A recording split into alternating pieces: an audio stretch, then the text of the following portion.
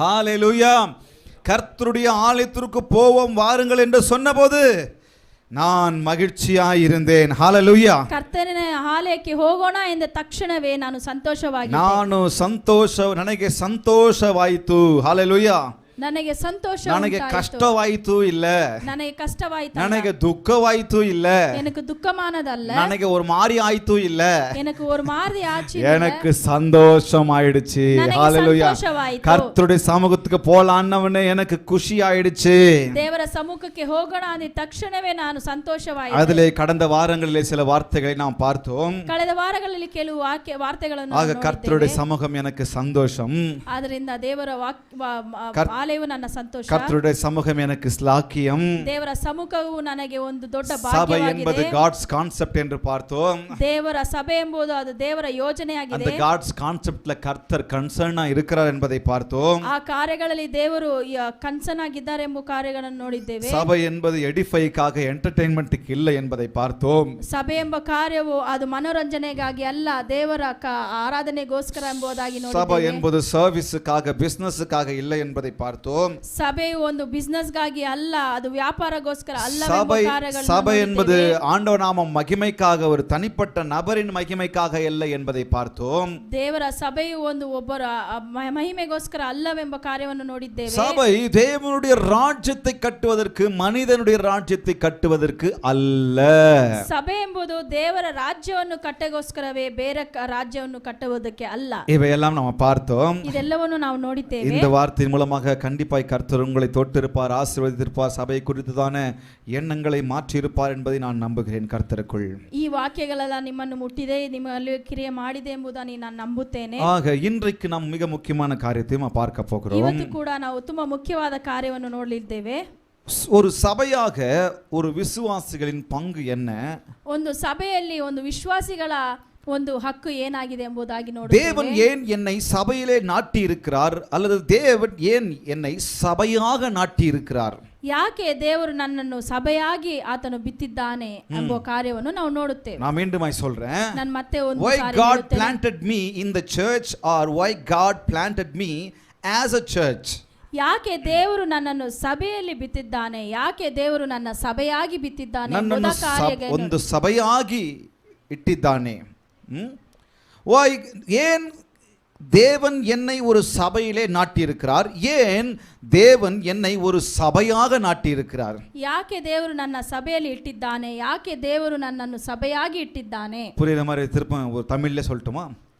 ಅರ್ಥವಾಗುವಾಗೆ ನಾನು என்ன ஒரு ஆலயமாய், என்னை ஒரு சர்ச்சா எதற்காக இந்த உலகத்துல வச்சிருக்கிறாரு? ಯಾಕೆ ನನ್ನನ್ನು ಒಂದು ಆಲಯವಾಗಿ, ಒಂದು ಚರ್ಚ್ ಆಗಿ, ಒಂದು ಸಭೆಯಾಗಿ ನನ್ನನ್ನು ಈ ಲೋಕದಲ್ಲಿ ಇಟ್ಟಿದ್ದಾನೆ? இன்னொரு வார்த்தையில சொல்லணும்னா, ಇನ್ನೊಂದು என்னை ஏன் சபைக்குள்ளாக வைத்திருக்கிறார்? ಯಾಕೆ ನನ್ನನ್ನು ಸಭೆಯಲ್ಲಿ ಇಟ್ಟಿದ್ದಾನೆ?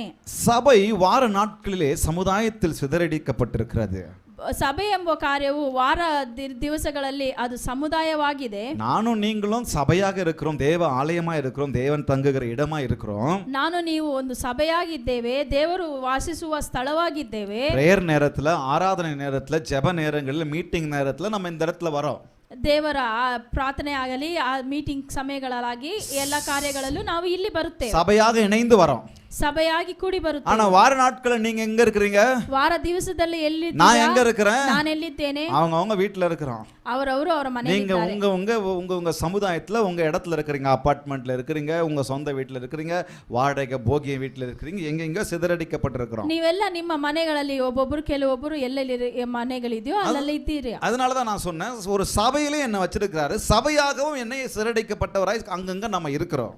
ಆದ್ರಿಂದನೇ ಹೇಳಿದೆ, ನಾನು ಒಂದು ಸಭೆ, ನನ್ನನ್ನು ಸಭೆಯಾಗಿ ಇಟ್ಟಿದ್ದಾನೆ ಎಂಬ ಕಾರ್ಯವನ್ನು ಹೇಳಿದ್ದೇನೆ. ஆக சபையாக என்னை வைத்திருக்கும் போது நான் எதற்காக நாட்டி இருக்கிறேன் என்று சொன்னால், முதலாவதாக to praise the good deeds of God, கர்த்தருடைய நற்கிரியைகளை, நற்காரியங்களை, நன்மைகளை போற்றுவதற்கு, துதிப்பதற்கு, ஆராதிப்பதற்கு என்னை ஆண்டவர் இந்த உலகத்திலே வைத்திருக்கிறார். ஹalleluya. ಸಭೆಯಾಗಿ ನನ್ನನ್ನು ಸಭೆ ಎಂಬುದಾಗಿ ಕಾರ್ಯವನ್ನು ಇಟ್ಟಿದ್ದಾನೆ ಎಂಬುದಾದರೆ ಯಾಕೋಸ್ಕರ ನನಗೋಸ್ಕರ ಆತನು ಇಟ್ಟಿದ್ದಾನೆ ಅಂದನೆ ದೇವರ ಒಳ್ಳೆ ಕಾರ್ಯಗಳನ್ನು ಒಳ್ಳೆ ಕ್ರಿಯೆಗಳನ್ನು ನಾನು ಸ್ತುತಿಸಲೆಂಬುದಾಗಿ ಆತನು ಇಟ್ಟಿದ್ದಾನೆ. சொல்லமா அவரை துதிக்கிறதுக்காக தான் சபையை ஏற்படுத்தியிருக்கிறார். ಆತನು ಸ್ತುತಿಸಲೇ ಸಭೆಯನ್ನು ಆತನು ಏರ್ಪಡಿಸಿದ್ದಾನೆ. இவர்கள் என் ஜனங்கள், ಇವರು ನನ್ನ ಜನರು, இவர்கள் என் துதியை சொல்லி வருவார்கள். கரங்களை தட்டலாமா?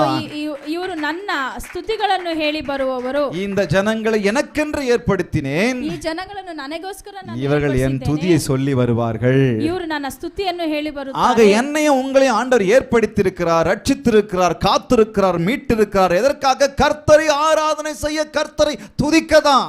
ಯಾಕಂದ್ರೆ ನಿಮ್ಮನ್ನು ನನ್ನನ್ನು ಆತನು ರಕ್ಷಿಸಿದ್ದಾನೆ, ಆತನು ನಮ್ಮನ್ನು ನಿಮ್ಮನ್ನು ಆಯ್ಕೆ ಮಾಡಿದ್ದಾನೆ. ಯಾಕೆಂದರೆ ಆತನು ಸ್ತುತಿಸಲು. கர்த்தர் என்னை விடுதலையாக்கியது கர்த்தரை ஆராதிப்பதற்கு.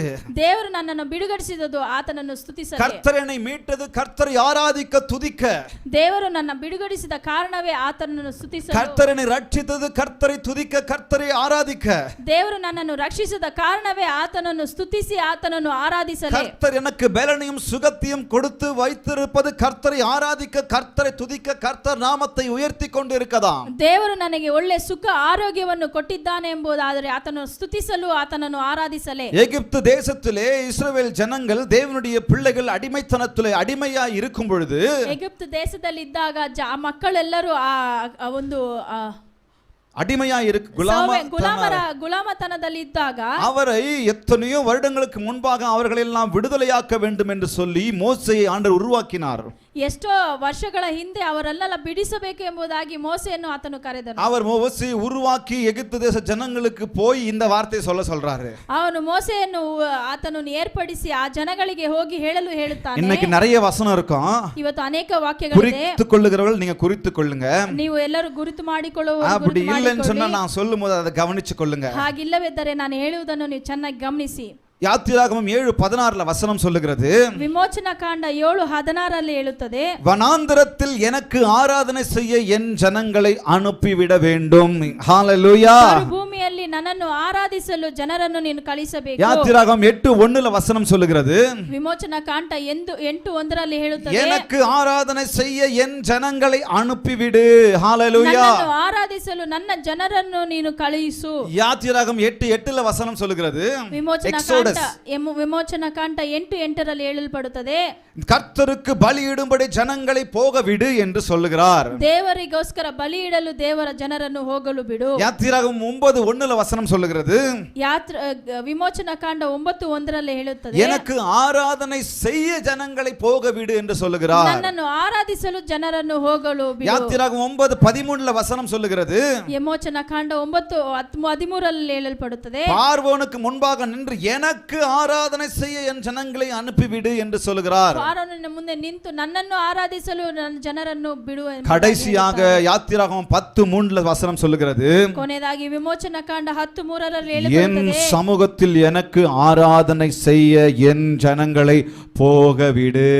ஹalleluya. ಸನ್ನಿಧಿಯಲ್ಲಿ ನನ್ನನ್ನು ಆತನು ಅವರು ಆರಾಧಿಸಲು ನನ್ನ ಜನರನ್ನು ನೀನು கர்த்தர் என்னை உங்களை இந்த உலகத்திலிருந்து, அந்தகாரத்திலிருந்து, பாவத்திலிருந்து, வியாதியிலிருந்து பிரித்து எடுத்து அழைத்து என்னை கொண்டு வந்திருக்கார். எதற்கு?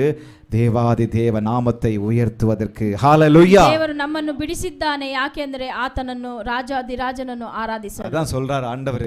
ಅದೇ ಹೇಳುತ್ತಾರೆ இவர்கள் ದೇವರು, என் ஜனங்கள், ಇವರು ನನ್ನ ಜನರು, இவர்கள் என் பிள்ளைகள், ಇವರು ನನ್ನ ಮಕ್ಕಳು, இவர்களை நான் ரத்தம் சிந்தி மீட்டிருக்கிறேன், ಇವರೆಲ್ಲರಿಗೋಸ್ಕರ ನಾನು ರಕ್ತವನ್ನು இவர்கள் ಸುರಿಸಿದ್ದೇನೆ, என் துதியை சொல்லி வருவார்கள்.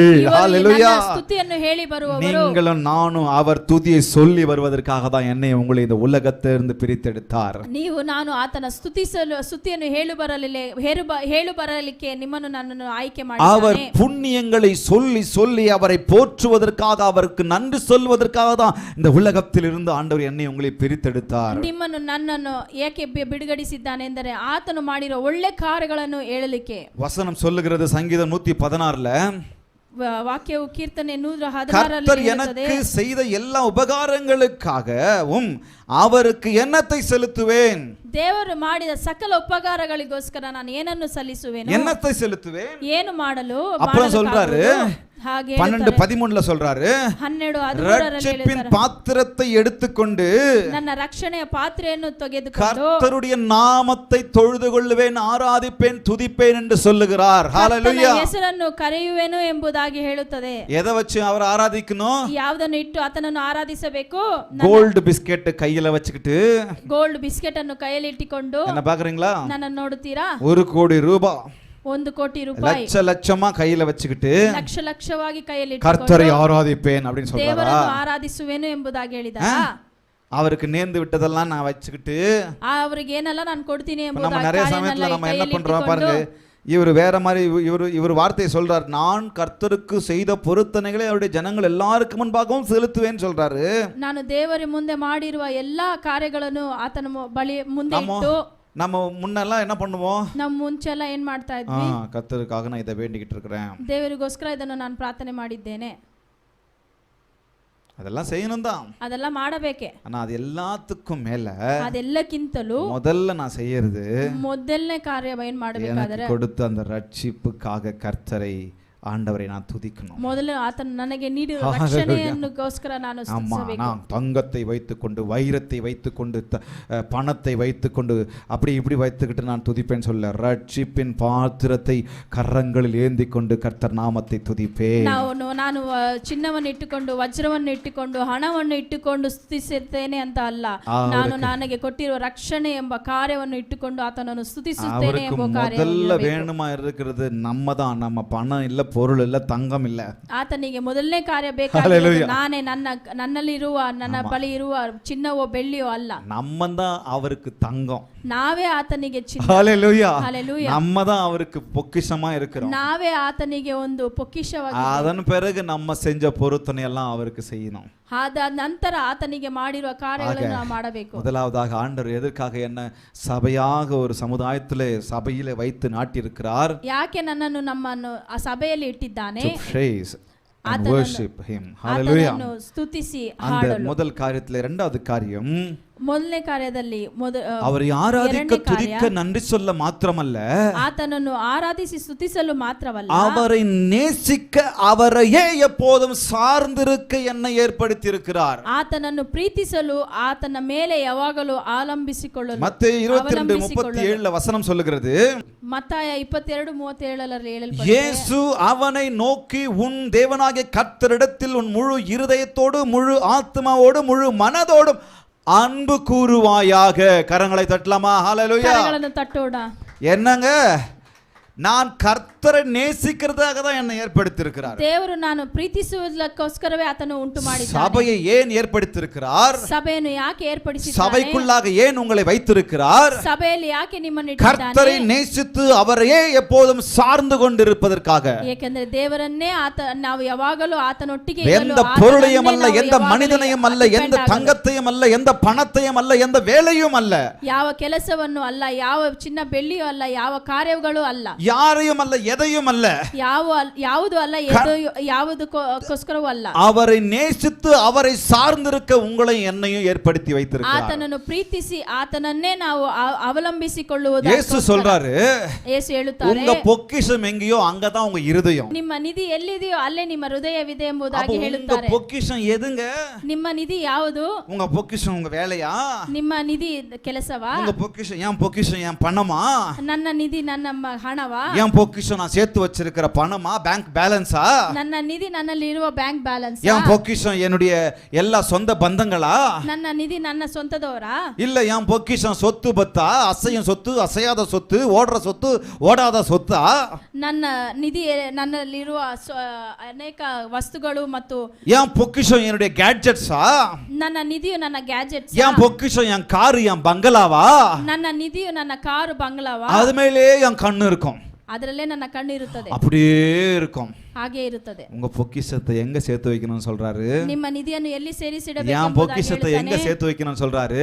ನನ್ನ ನಿಧಿಯನ್ನು ಎಲ್ಲಿಡಬೇಕು? அங்க சேர்த்து வைங்க அப்படின்னு சொல்றாரு. ಅಲ್ಲಿ ಸೇರಿಸಿಡಿ ಅಂತ அங்க சேர்த்து வச்சேன்னு சொன்னா ಅಲ್ಲಿ ಸೇರಿಸಿ அங்க ஒருத்தரும் கண்ணமிட்டு திருட மாட்டான், ಅಲ್ಲಿ ಯಾರು ಅದನ್ನು ಕಳ್ಳತನ ಮಾಡುವುದಿಲ್ಲ, அங்க எதுவுமே துருபிடிச்சு போகாது, ಅಲ್ಲಿ ಯಾವುದು ನಾಶವಾಗುವುದಿಲ್ಲ. இங்க தாங்க பூட்டு மேல பூட்டு போட்டு பூட்டி வைக்க முடியும், ಇಲ್ಲೇ ನಾವು ಬೀಗದ ಮೇಲೆ ಬೀಗವನ್ನು ಹಾಕಿ ಅದನ್ನು அங்க இல்ல. ಕಾಪಾಡಬೇಕು.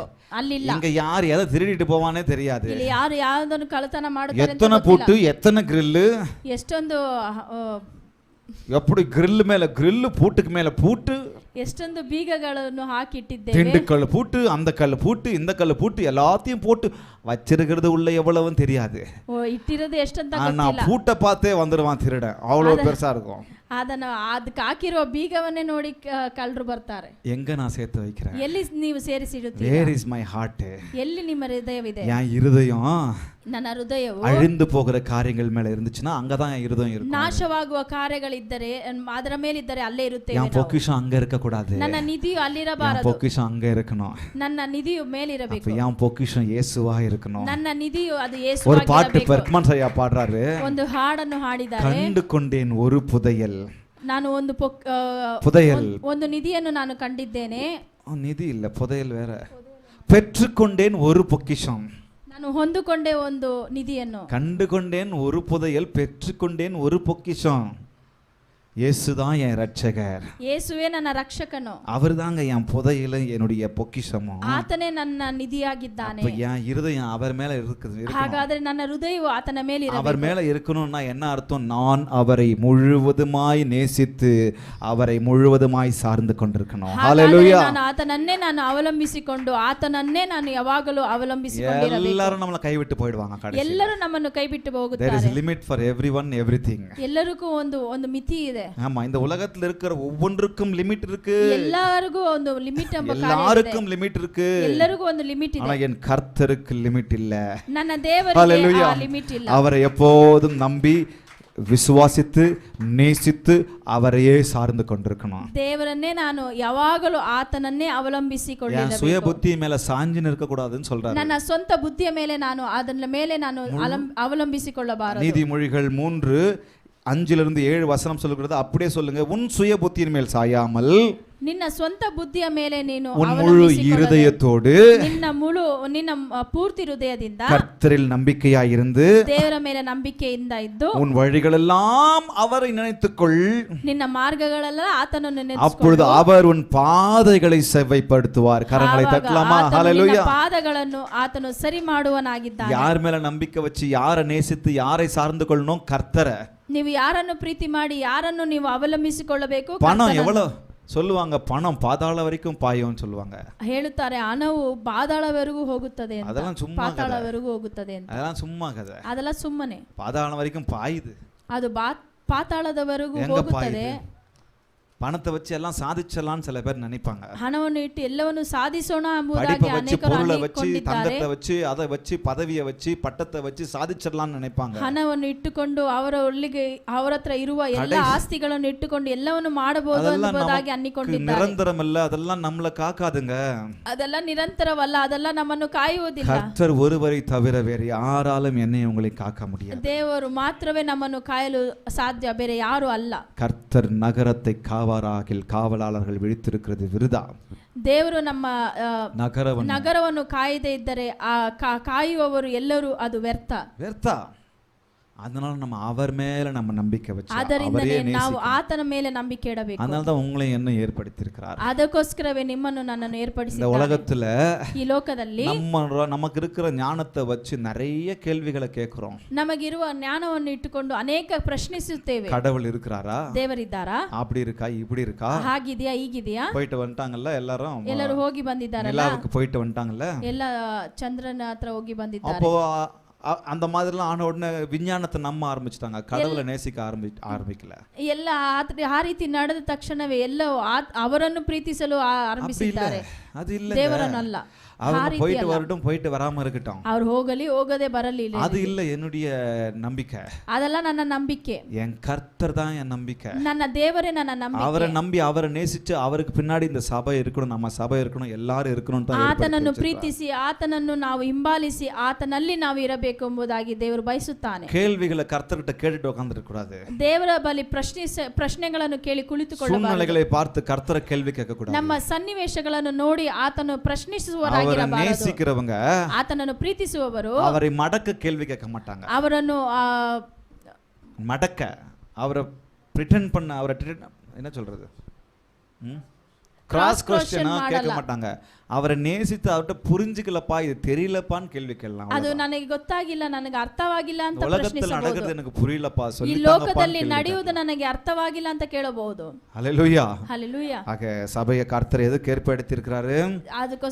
ಯಾಕೆ ದೇವರು ಸಭೆಯನ್ನು ಉಂಟು அவரையே ಮಾಡಿದ್ದಾನೆ? நேசித்து அவரையே சார்ந்து கொண்டிருப்பதற்காக. ದೇವರನ್ನೇ ನಂಬಿ ದೇವರನ್ನೇ மூன்றாவதாக ಅವಲಂಬಿಸಿಕೊಳ್ಳುವುದಕ್ಕೋಸ್ಕರ. முதல் பாயிண்ட்ல மூன்றாவதாக ಮೊದಲನೇ ಪಾಯಿಂಟ್ அவருக்காய் ஆவலுடன் ஆயத்தமாய் காத்திருப்பதற்காக தான் சபையை ஏற்படுத்தி இருக்கிறார். ನಾವು ತಯಾರಾಗಿರಬೇಕು ಮತ್ತು ನಿರೀಕ್ಷಿಸಬೇಕು.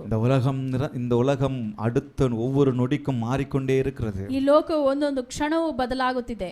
என்னென்ன நடந்து கொண்டிருக்கிறதுன்னு நீங்க கேள்விப்பட்டிருக்கலாம். ಏನೆಲ್ಲ ನಡೀತಾ ಇದೆ ಎಂಬುದಾಗಿ ನೀವು ಕೇಳಿಪಡುತ್ತಿದ್ದೀರಿ. நியூஸ் பார்த்துட்டு இருக்கலாம். ನ್ಯೂಸ್ ಕೇಳಿಬಹುದು. கர்த்தர் வராருன்னு சொல்றாங்களே, இன்னும் வரலையே சொல்லி நம்மள கேள்வி கேட்கலாம். ದೇವರು ಬರುತ್ತಿದ್ದಾರೆ ಎಂಬುದಾಗಿ ಪ್ರಶ್ನಿಸುತ್ತಿದ್ದಾರೆ. ಅದಕ್ಕೆಲ್ಲ ನಾನು குழம்பಿ போகாம, ಅದಕ್ಕೆಲ್ಲ ನಾನು ಕಳವಳಗೊಳ್ಳಬಾರದು. எனக்காக மரித்தது உண்மை, ನನಗೋಸ್ಕರ ಆತನು ಪ್ರಾಣ ಬಿಟ್ಟಿದ್ದು ನಿಜವೇ, எனக்காக உயிரோடு எழுந்தது உண்மை, ನನಗೋಸ್ಕರ ಆತನು ಜೀವಂತವಾಗಿ ಎದ್ದಿದ್ದು எனக்காக ನಿಜವೇ. அவர் மீண்டுமாய் மத்திய ஆகாயத்தில் மீண்டுமாய் வரப்போகிறார். ಆತನು ನನಗೋಸ್ಕರ ಮತ್ತೆ ಬರಲಿದ್ದಾನೆ. எக்கால சத்தத்தோடு தூதர்கள் கூட்டத்தோடு வரப்போகிறார். ತುತ್ತೂರಿ ಶಬ್ದದೊಡನೆ ಆತನು ಬರಲಿದ್ದಾನೆ. ஹalleluya. ಹಲ್ಲೆಲೂಯಾ. அவர் என்ன ஹாய் அப்படின்னு சொல்லிட்டு ಆತನನ್ನು ನಾನು ಹಾಯ್ ಅಂತ என்ன ಹೇಳಿ கூட்டிட்டு போக போறாரு. ನನ್ನನ್ನು ಕರೆ ಹೋಗಲಿದ್ದಾನೆ. அதுக்காக தான் சபையை ஆயத்தப்படுத்தி வச்சிருக்காரு. ಅದಕ್ಕೋಸ್ಕರನೇ ಆತನು ಸಭೆಯನ್ನು ಇಟ್ಟಿದ್ದಾನೆ. நான் அவரை நேசித்து, ನಾನು ಆತನು ಪ್ರೀತಿಸಿ, அவரை ஆராதித்து, ಆತನನ್ನು ನಾನು ಆರಾಧಿಸಿ, அவரையே டிபெண்ட் பண்ணி, ಆತನನ್ನೇ ನಾನು ಅವಲಂಬಿಸಿಕೊಂಡು அவருக்காக காத்திருக்கும் போது ಆತನಿಗೋಸ್ಕರ ನಾನು ಕಾಯುವಾಗ அவர் என்னை ஏற்றுக்கொண்டு போக போகிறார். ಆತನು ನನ್ನನ್ನು ಕರೆದುಕೊಂಡು இங்க ಹೋಗಲಿದ್ದಾನೆ. ரெண்டு பேர் பாருங்க, ಇಲ್ಲಿ ಇಬ್ಬರನ್ನು யோபு எவ்வளவு கஷ்டப்பட்டுட்டு இருந்தாரு. ಯೋಬನು ಎಷ್ಟು ಕಷ್ಟಪಟ್ಟುಕೊಂಡಿದ್ದನು. அந்த கஷ்டத்திலயும், ಆ ಕಷ್ಟದಲ್ಲೂ, அவ்வளவு பெரிய வியாதியிலயும், ಅಷ್ಟು ದೊಡ್ಡ எவ்வளவு பெரிய லாஸ். ಆತನಿಗೆ ಎಷ್ಟು ದೊಡ್ಡ ಲಾಸ್ இப்ப ಆಯಿತು. நீங்க சொல்லலாம், எனக்கு இவ்வளவு லாஸ் இருக்கு, எனக்கு இவ்வளவு கடன் பிரச்சனை இருக்கு, எனக்கு இவ்வளவு போராட்டம் இருக்குன்னு சொல்லி. ನೀವು ಹೇಳಬಹುದು, ನನಗೆ ಇಷ್ಟು ಸಾಲದ ಕಷ್ಟವಿದೆ, ನನಗೆ ಇಷ್ಟು ಹೋರಾಟ ಇದೆ, ನನಗೆ ಇಷ್ಟು ಶರೀರದಲ್ಲಿ ಹೋರಾಟಗಳಿದೆ ಅಂತ ಹೇಳಬಹುದು. நீங்க யோபுவின் சரித்திரத்தை படிச்சீங்கன்னு சொன்னா நம்மளதெல்லாம் ஒண்ணுமே இல்லைன்னு தெரியும். ನೀವು ಯೋಬಿನ ಕಾರ್ಯವನ್ನು ನೀವು ಓದಿದರೆ ನಿಮ್ಮ ಹತ್ರ ಇರೋದು ಏನು ಇಲ್ಲ ಎಂಬುದಾಗಿ ಅರಿತುಕೊಳ್ಳುವಿರಿ. ஆடு மாடுகள் போயிடுச்சு, ಅದು பிசினஸ் போயிடுச்சு, ಎಲ್ಲ ಬಿಸಿನೆಸ್ಗಳು, வேலைக்காரிகள் போயிட்டாங்க, ಎಲ್ಲ ಅವರೊಟ್ಟಿಗೆ ಕೆಲಸ குமாரர்கள் குமாரத்திகள் போயிட்டாங்க, ಎಲ್ಲ ಮಕ್ಕಳು எல்லாம் போயிடுச்சு. ಎಲ್ಲ ಕಳ್ಕೊಂಡರು. ஆனா அவர் என்ன தெரியுமா சொல்றாரு? ಆದ್ರೆ ಅವ್ರು ಏನ್ ಹೇಳ್ತಾರೆ என் ಗೊತ್ತಾ? மீட்பர் உயிரோடு இருக்கிறார், ನನ್ನ ರಕ್ಷಿಸುವನು அவர் ಜೀವಂತವಾಗಿದ್ದಾನೆ. என்னை கடைசி நாளில் பூமியின் மேல் நிற்பார், ಆತನು ಕೊನೆ ಕಾಲದಲ್ಲಿ ನನ್ನೊಂದಿಗೆ ಇರುವನು என்றும் நான் அறிந்திருக்கிறேன். ಎಂಬುದಾಗಿ ನಾನು ಅರಿತಿದ್ದೇನೆ. இந்த தோல் முதலானவை அழுகி போன பின்பு, ಈ ಚರ್ಮವು ಅದು ನಾಶವಾದರೂ, அவர் சொல்றார், முழு பருக்கள் நிறைந்ததா இருக்கும் அவருடைய உடம்பெல்லாம். ಈ ಚರ್ಮವು ಪೂರ್ತಿಯಾಗಿ ಅದು ஃபுல் ஸ்கின் அப்படியே பருக்கள் நிறைந்ததா இருந்துச்சு. ಆ ಸ್ಕಿನ್ ಪೂರ್ತಿಯು அவர் சொல்றார், இந்த தோல் முதலானவை அழுகி போன பின்பு ಈ ಚರ್ಮವು ಅದು நான் ನಾಶವಾಗಿದ್ದಾಗ என் ಕೂಡ மாம்சத்தில் இருந்து தேவனை பார்ப்பேன். ஹalleluya. ಮಾಂಸದಿಂದ ನಾನು ದೇವರನ್ನು ನೋಡುತ್ತೇನೆ. அப்படி சொல்லிட்டு ಆ ರೀತಿ ಹೇಳಿ, அவரை நான் பார்ப்பேன் என்று சொல்லி, ನಾನು ಅವರನ್ನು ನೋಡುತ್ತೇನೆ ಎಂಬುದಾಗಿ ಹೇಳಿ, அந்நிய கண்கள் அல்ல, ಬೇರೆ ಕಣ್ಗಳಲ್ಲ, வேற கண்கள் அல்ல, ಬೇರೆ ಕಣ್ಣಲ್ಲ, என் சொந்த கண்களில் அவரை காண்பேன். ನನ್ನ ಸ್ವಂತ ಕಣ್ಣಲ್ಲಿ ನಾನು ಆತನನ್ನು என் ನೋಡುವೆನು, கண்களே அவரை காணும். ನನ್ನ ಕಣ್ಗಳು ಆತನನ್ನು இந்த ಕಾಣುತ್ತವೆ. வாஞ்சியால் என் உள் இந்திரியங்கள் எனக்குள் சோர்ந்து போகிறது. ಈ ಈ ಈ ರೀತಿಯಾದ ಕಾರ್ಯವು ನನ್ನ ಒಳಗೆ ಇರುವ ಕಾರ್ಯಗಳು ನನಗೆ ಅದು ಸೋಲನ್ನು ಕೊಡಬಹುದು. ಯಾಕೆ? நினைவால் சோகமானேன், எப்போது வருவீரையா. நீங்க உங்க வருகைக்காக காத்துக்கிட்டு இருக்கிறதுனால, நீங்க எப்ப வருவீங்கன்னு சொல்லி காத்துக்கிட்டு இருக்கிறேன்ப்பா, அதனால ನಿನ್ನ சோகமா இருக்கேன். ಬರುವಿಕೆಗಾಗಿ ನಾನು ಕಾಯ್ತಿದ್ದೇನೆ, ಆ ಬರುವಿಗೆಗೋಸ್ಕರವೇ ನಾನು ಸೋತು அந்த ಹೋಗುತ್ತಿದ್ದೇನೆ. மாதிரி யோபு மாதிரி காத்துக்கிட்டு இருக்கணும். ಆ ರೀತಿ ಯೋಬನಂತೆ ನಾವು ಕಾಯಬೇಕು. உபத்திரவங்கள் மத்தியில, ನಮಗೆ ಕಷ್ಟಗಳ ಮಧ್ಯದಲ್ಲಿ, வியாதியின் மத்தியில, ನಮಗೆ ಇರುವ ಅನೇಕ ಕಷ್ಟಗಳ பிரச்சனைகள் ಮಧ್ಯದಲ್ಲಿ, மத்தியில, ಹೋರಾಟಗಳ இந்த ಮಧ್ಯದಲ್ಲಿ, உலகம் பெரிய விஞ்ஞானத்தை செஞ்சுட்டு போலாம். ಈ ಲೋಕದಲ್ಲಿ ಅನೇಕ இவ்வளவு பெரிய விஞ்ஞானிகள் இருந்தாலும், ಎಷ್ಟು ದೊಡ್ಡ ಸೈಂಟಿಸ್ಟ್ ಇದ್ದರು, இவ்வளோ பெரிய காரியங்கள் நடந்துகிட்டு இருந்தாலும், ಇಷ್ಟು ದೊಡ್ಡ ಕಾರ್ಯಗಳು ನಡೀತಿದ್ದರು, வானத்திலே போய் ஆகாயத்துல நிலவிலே போய் கால் வச்சிட்டு வந்தாலும், ಚಂದ್ರದಲ್ಲೇ ಹೋಗಿ ಅವರು ಕಾಲನ್ನಿಟ್ಟು ಬಂದರು, இந்த உலகத்துல இன்னும் அதை விட மோசமான காரியங்கள்லாம் நடந்துகிட்டு தான் இருக்குது. ಈ ಲೋಕದಲ್ಲಿ ಇನ್ನೂ ಅದಕ್ಕಿಂತ ಮೋಸವಾದ ಕಾರ್ಯಗಳು ನಡೆಯುತ್ತಿದೆ. கம்ப்யூட்டர் காலம்னு சொல்றேன்ல, ಈ ಕಂಪ್ಯೂಟರ್ ಕಾಲ இந்த ಎಂಬುದಾಗಿ கம்ப்யூட்டர் ಹೇಳುತ್ತೇವೆ. காலத்திலே ஜாதி மதம் பார்க்கறோமே, ಈ ಕಂಪ್ಯೂಟರ್ ಲೋಕದಲ್ಲೇ ನಾವು ಜಾತಿ இந்த ಮತವನ್ನು கம்ப்யூட்டர் ನೋಡುತ್ತಿದ್ದೇವೆ. காலத்திலே ஆணவ கொலை நடக்குது இந்த ಈ உலகத்துல. ಕಂಪ್ಯೂಟರ್ ಲೋಕದಲ್ಲಿ ಅನೇಕ ಕೊಲೆಗಳು ನಡೆಯುತ್ತಿದೆ. காதலிய லவ் பண்ணிட்டான், ಪ್ರೇಮಿಗಳನ್ನು அவன் அந்த ஜாதிக்காரன் இந்த ஜாதிக்கார பொண்ணை கல்யாணம் பண்ணிட்டான், ಅವನು ಆತ ಜಾತಿಯನ್ನು ಮದುವೆ அப்படின்னு ಮಾಡಿದ್ದಾನೆ ஆணவ கொலை ಎಂಬುದಾಗಿ நடக்கல, கௌரவ கொலை நடக்கல. ಆ ರೀತಿಯಾದ ಗೌರವವಾದ ಕೊಲೆಗಳನ್ನು ಮಾಡುತ್ತಿದ್ದಾರೆ. இதெல்லாம் என்னை உங்களை டிஸ்டர்ப் பண்ண கூடாது. ಇದೆಲ್ಲ ನಮ್ಮನ್ನು ನಿಮ್ಮನ್ನು யோபு disturb மாதிரி ಮಾಡಬಾರದು. எந்த சூழ்நிலையிலும் ಯೋಬನಂತೆ ಯಾವ எந்த ಸನ್ನಿವೇಶದಲ್ಲೂ உபத்திரவத்திலும் ಯಾವ ಕಷ್ಟಗಳಲ್ಲೂ என் அந்நிய கண்களல்ல என் சொந்த கண்கள் உம்மை காணும், ನನ್ನ ಸ್ವಂತ ಕಣ್ಣೇ ದೇವರನ್ನು ಕಾಣುತ್ತದೆ, அதற்காக நான் காத்து கொண்டிருக்கிறேன். ಅದಕ್ಕೋಸ್ಕರ ನಾನು ಕಾಯುತ್ತಿದ್ದೇನೆ. ஹalleluya. ಹಲ್ಲೆಲೂಯಾ. இரண்டாவதாக தாவீது எப்படி பாடுறாரு பாருங்க. ಎರಡನೇದಾಗಿ ದಾವಿದನು ಯಾವ ರೀತಿ சங்கீத ಹಾಡುತ್ತಾನೆ ನೋಡಿ. 42ல பாடுறாரு. ಕೀರ್ತನೆಗಳು மானானது 42ರಲ್ಲಿ ಹಾಡುತ್ತಾರೆ. மானானது ಜಿಂಕೆಯು நீரோடையை வாஞ்சித்து கதறுவது போல, மானானது நீரோடையை வாஞ்சித்து கதறுவது போல, ಜಿಂಕೆಯು ಆ ನೀರನ್ನು ನೀರಿನ ತೊರೆಗಳನ್ನು ನೀರಿನ ತೊರೆಗಳನ್ನು ಬಯಸುವ ಹಾಗೆ என் ஆத்துமா ನನ್ನ ಆತ್ಮವು உமக்காக வாஞ்சித்து கதறுகிறது. கரங்களை ನನ್ನ தட்டலாமா? ஹalleluya. ಆತ್ಮನಿಗೋಸ್ಕರ ಅದು ಬಯಸಿ ಕೂಗುತ್ತಲಿದೆ. எதுக்காக வாஞ்சித்து கதறுது? ಯಾವುದಕ್ಕೋಸ್ಕರ ಅದು ಬಯಸುತ್ತಿದೆ? உங்களை வசனம் சொல்லுகிறது இரண்டாவது வசனத்துல, என் ஆத்துமா தேவன் மேல், ನನ್ನ ಆತ್ಮವು ದೇವರ ಮೇಲೆ அப்படி சொல்லிட்டு ಹಾಗೆ ಹೇಳಿ ஜீவனுள்ள தேவன் மேலேயே தாகமாய் இருக்கிறது என்று சொல்றாரு. ಉಳ್ಳ ದೇವರ ಮೇಲೆ ದಾಹವಾಗಿದೆ ಎಂಬುದಾಗಿ இவரு என்ன இன்னொரு வார்த்தையை ஆட் பண்றாரு பாருங்க. ಇನ್ನೊಂದು ವಾಕ್ಯವನ್ನು ಇಲ್ಲಿ ಅವರು ಹೇಳುತ್ತಾರೆ, நான் எப்பொழுது தேவனுடைய சந்நிதியில் வந்து நிற்பேன். ನಾನು ಯಾವಾಗ ದೇವರ ಸಾನ್ನಿಧ್ಯದಲ್ಲಿ ಬಂದು ನಿಲ್ಲುವೆನು. காத்துக்கிட்டு இருக்கிறாரு. ಕಾಯುತ್ತಲಿದ್ದಾನೆ. எப்பப்பா உங்க சமூகத்துல வந்து நிப்பேன், நான் காத்துக்கிட்டு இருக்கிறேன். ಆತನು ಕಾಯುತ್ತಲಿದ್ದಾನೆ, ಯಾವಾಗ ಆತನ ಸಾನ್ನಿಧ್ಯದಲ್ಲಿ ಬಂದು ನಿಲ್ಲುವೆನು. ஹalleluya. ಹಲ್ಲೆಲೂಯಾ. எப்போ நான் வந்து நிப்பேன் காத்துக்கிட்டு ಯಾವಾಗ இருக்கேன். ನಾನು ಬಂದು ನಿಲ್ಲುವೆನು ಎಂಬುದಾಗಿ ಕಾಯುತ್ತಾನೆ. நீங்க தான் என் தஞ்சம், என் அடைக்கலம், கோட்டை, கேடகம். ஹalleluya. ಯಾಕೆಂದರೆ ನೀನೇ ನನ್ನ ಆಶ್ರಯ, ನನ್ನ ಆಸರೆಯಾಗಿದ್ದೀಯಾ அப்படிதான் ಎಂಬುದಾಗಿ காத்துக்கிட்டு இருக்கணும். ಆ ರೀತಿ சொல்லமா, ಕಾಯುತ್ತಿರಬೇಕು. God's church ದೇವರ ಸಭೆ is God's home. ಅದು ದೇವರ ಮನೆ. God's home ದೇವರ ಮನೆ is my home. ಅದು ನನ್ನ ಮನೆ. கர்த்தர் என்னை இந்த இடத்தில் ஏற்படுத்தியிருக்கிறார். ದೇವರು ನನ್ನನ್ನು ಇಲ್ಲಿಟ್ಟಿದ್ದಾನೆ. கர்த்தர் என்னை ஆலயமாக கொண்டிருக்கிறார். ದೇವರು ನನ್ನನ್ನು ಆಲಯವಾಗಿ ಏರ್ಪಡಿಸಿದ್ದಾನೆ. என்னை ஆலயமாக கொண்டு என்னை இந்த உலகத்தில் வச்சிருக்கிறார். ದೇವರು ನನ್ನನ್ನು ಆಲಯವಾಗಿ ಈ ಲೋಕದಲ್ಲಿ ಇಟ್ಟಿದ್ದಾನೆ. எதற்காக? ಯಾವುದಕ್ಕೋಸ್ಕರ? சபை கர்த்தருக்காக ஆயத்தமாய் இருப்பதற்காக. ಸಭೆಯು ದೇವರಿಗೋಸ್ಕರ ಅದು ಸಿದ್ಧವಾಗಿರಬೇಕು. நான் கர்த்தருக்காக ஆயத்தமாய் இருப்பதற்காக. ನಾನು ದೇವರಿಗೋಸ್ಕರ ಅದು ಸಿದ್ಧವಾಗಿರಬೇಕಾಗಿ. சொல்லமா, God's home ದೇವರ ಮನೆ is my home. ಅದು ನನ್ನ ಮನೆ. சொல்லமா, God's home ದೇವರ ಮನೆ is my home. ಅದು ನನ್ನ ಮನೆ. அப்ப தாவீது போல, யோபு போல நம்ம அவருக்காக காத்துக்கிட்டு இருக்கணும். ಅದೇ ರೀತಿ ಯೋಬನಂತೆ, ದಾವಿದನಂತೆ ನಾವು எப்படி ಆ ರೀತಿ ಕಾத்திರಬೇಕು? ಕಾಯುತ್ತಲೇ ಇರಬೇಕು. ಹೇಗೆ? பரிசுத்தத்தோடு சபை காத்திருக்க வேண்டும். ಪರಿಶುದ್ಧತೆಯಿಂದ ದೇವರಿಗೋಸ್ಕರ டைம் ಕಾಯುತ್ತಲೇ இல்ல, ಇರಬೇಕು. அதனால நீங்க வசனம் மட்டும் குறித்து வச்சுக்கொள்ளுங்க. யோவேல் 2:16ல சபையை பரிசுத்தப்படுத்துங்கள் என்று வேதம் ಯೋಬು சொல்லுகிறது. 2:2 ನೀವು ಗುರುತು ಮಾಡಿ ಇಟ್ಟುಕೊಳ್ಳಿ. இரண்டாவது பாயிண்ட்க்கு நேராக நம்ம போலாம். ಎರಡನೇ ಪಾಯಿಂಟ್ಗಾಗಿ முதல் காரியம், to praise the good deeds of God. ಮೊದಲನೇ ಕಾರ್ಯ ದೇವರ ಒಳ್ಳೆ ಕಾರ್ಯಗಳನ್ನು, ಕ್ರಿಯೆಗಳನ್ನು ಸ್ತುತಿಸಲು. இரண்டாவதாக, to proclaim the good news of God. ಎರಡನೇದು ದೇವರ ಶುಭ ಸುದ್ದಿಯನ್ನು ಸಾರಲು. கர்த்தருடைய சுவிசேஷத்தை, கர்த்தருடைய நற்செய்தியை அறிவிப்பதற்காக, அறிக்கை செய்வதற்காக, பறைசாற்றுவதற்காக தான் சர்ச். ದೇವರ ಸುವಾರ್ತೆಯನ್ನು ಸಾರಲು ನಾವು ಇದ್ದೇವೆ. பக்கத்துல பா சொல்லுங்க, நீங்க தான் ಪಕ್ಕದಲ್ಲಿ ನೋಡಿ ಹೇಳಿ, ನೀವೇ ಸಭೆ. நீங்க உங்களை எதுக்கு கர்த்தர் ஏற்படுத்தி இருக்கிறாரு? ನೀವೇ ಆಲಯವಾಗಿದ್ದೀರಿ. ಯಾಕೆ ನಿಮ್ಮನ್ನು ಏರ್ಪಡಿಸಿದ್ದಾನೆ? இந்த கவலை இருக்கு, எனக்கு இந்த பிரச்சனை இருக்கு, உங்க பாட்டையே பாடுறதுக்கு இல்ல. ನಿಮ್ಮ ಹಾಡನ್ನೇ ಹಾಡುವುದಕ್ಕೆ ಅಲ್ಲ. உங்க கவலை கண்ணீரையே சொல்லிக்கிட்டு இருக்கிறதுக்கு இல்ல. ನಿಮ್ಮ ಕಷ್ಟಗಳನ್ನೇ ಹೇಳುವುದಕ್ಕೆ ಅಲ್ಲ.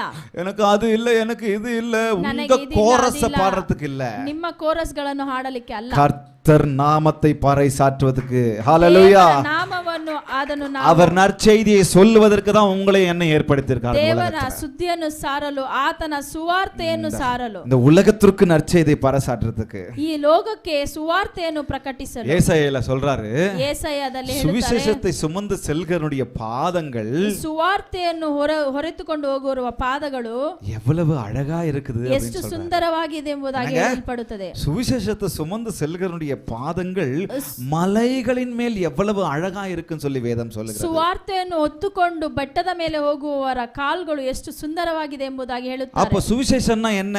ಹಾಗ ಸುವಾರ್ತೆ ಎಂದರೆ ಏನು? ஒண்ணு இல்ல, ಏನಿಲ್ಲ, நற்செய்தி. ಅದು ಅದು ಶುಭ ಸುದ್ದಿ. நற்செய்தி என்றால் என்ன?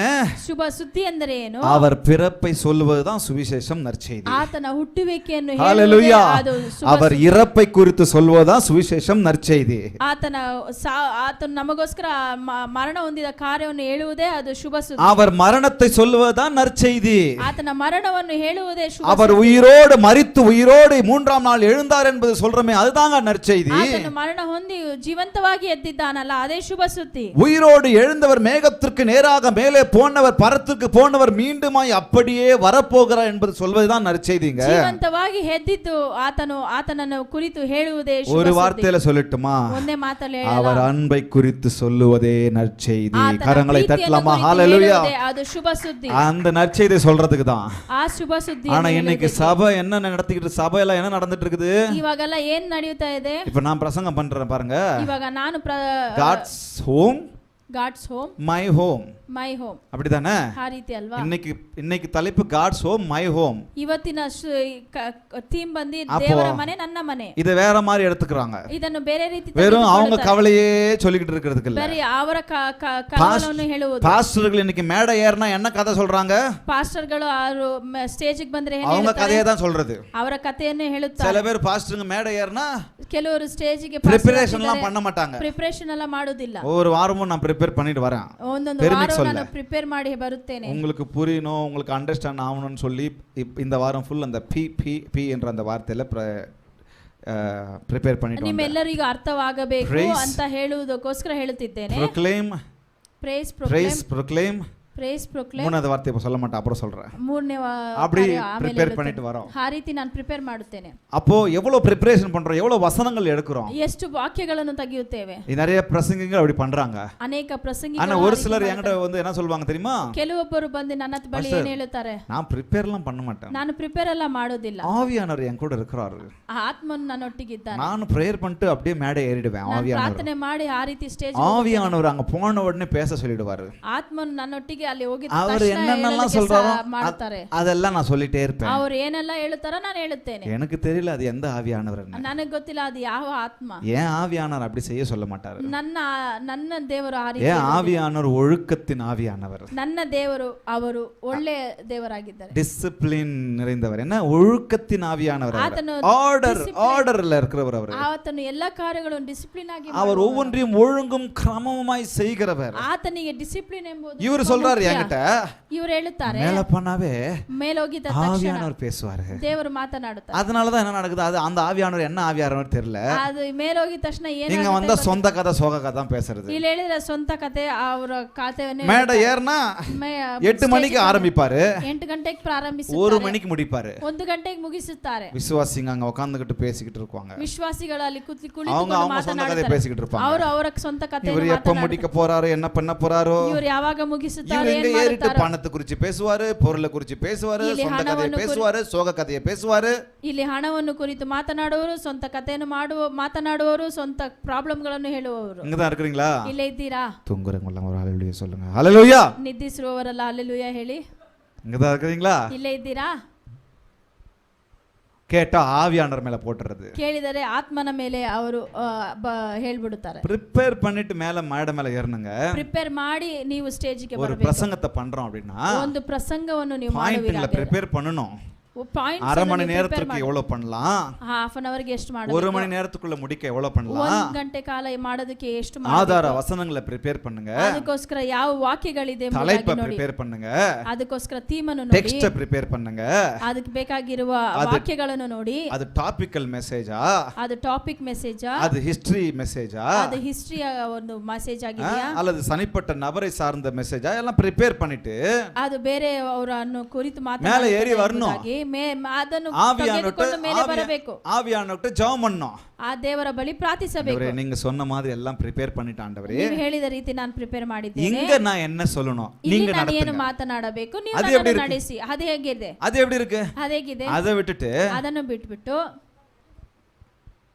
ஆவியானவர் ஆவியானவர் ஆவியானவர் நீங்க வந்து ஹalleluya ஸ்தோத்திரம் ஹalleluya. ಅದನ್ನು ಬಿಟ್ಟು ಇಲ್ಲಿ ಬಂದ್ಬಿಟ್ಟು ದೇವರೇ ದೇವರೇ ಎಂಬುದಾಗಿ ಕೇಳಿಕೊಂಡು பிசாசு ஒரு குடும்பத்தை அழித்து விட்டான். ಸೈತಾನನು ಒಂದು ಕುಟುಂಬವನ್ನೇ ನಾಶ ಮಾಡಿದ್ದಾನೆ. தேவனுக்கே மகிமை. ದೇವರಿಗೆ ಸ್ತೋತ್ರ. இதுக்கு தேவனுக்கு மகிமை சொல்லணுமா? ಇದಕ್ಕೆ ದೇವರಿಗೆ ಸ್ತೋತ್ರ ಹೇಳಬೇಕಾ? ஏன்னா ஆவியானவர் மேல போடுறது. ಯಾಕಂದ್ರೆ ಆತ್ಮನ ಮೇಲೆ ಅವರು பிரசங்கத்தின் நடுவுல எதுக்கு அல்லேலூயா சொல்றது, எதுக்கு ஆமென் சொல்றது, எதுக்கு சோத்திரம் சொல்றது, எதுக்கு தேவனுக்கு மகிமை சொல்றதுன்னு தெரிய மாட்டிருக்கு. ಯಾವುದಕ್ಕೆ ಆಮೆನ್ ಹೇಳಬೇಕು, ಯಾವುದಕ್ಕೆ ದೇವರಿಗೆ ಮಹಿಮೆ ಎಂಬುದಾಗಿ ಹೇಳಬೇಕು, ಯಾವ ವಾಕ್ಯಕ್ಕೆ ಅದು ಹೇಳಬೇಕೆಂಬುದೇ ಗೊತ್ತಿಲ್ಲ.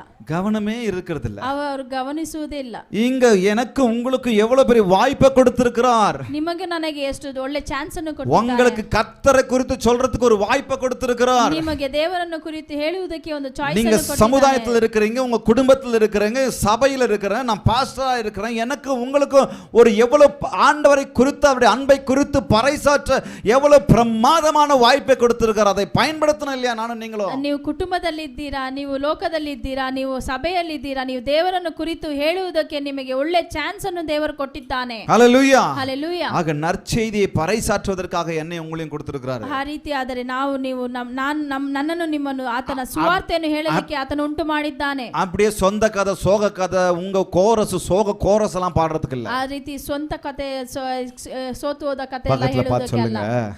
ಪಕ್ಕದಲ್ಲಿ ನೋಡಿ ಹೇಳಿ, சொந்த கதை சோக கதையெல்லாம் விட்டுடுங்க. ಸ್ವಂತ ಕತೆ ಹೇಳುವುದನ್ನು ಬಿಟ್ಟು ಬಿಡಿ. கர்த்தருடைய நற்செய்தியை சொல்றதா என்ன உங்களையும் ದೇವರ படைச்சார். ಸುವಾರ್ತೆಯನ್ನು ಹೇಳುವುದೇ ನನ್ನ ಕಾರ್ಯ. ಎರಡನೇದಾಗಿ to proclaim truth, சத்தியத்தை அறிவிக்க பறைசாற்ற சபையை ஏற்படுத்தி வைத்திருக்கார். உங்களை என்னை ஏற்படுத்தி வச்சிருக்கிறார். ಪ್ರಪಂಚಕ್ಕೆ ಸುವಾರ್ತೆಯನ್ನು ಸಾರಲೇ ಆತನು ನಮ್ಮನ್ನು ನಿಮ್ಮನ್ನು வேதம் சொல்லுகிறது, ದೇವರ சத்தியம் சத்தியத்தை நீங்கள் அறிவீர்கள், ಸತ್ಯವು ನೀವನ್ನು ಅದನ್ನು ಅರಿಯುವಿರಿ, சத்தியம் உங்களை விடுதலையாக்கும். ಸತ್ಯವು ನಿಮ್ಮನ್ನು ಬಿಡುಗಡಿಸುತ್ತದೆ. சத்தியம் என்றால் என்ன? ಸತ್ಯ ಎಂದರೆ ಏನು? வார்த்தை தான் சத்தியம். ವಾಕ್ಯವೇ ಸತ್ಯ. வசனம் இருக்கிறது.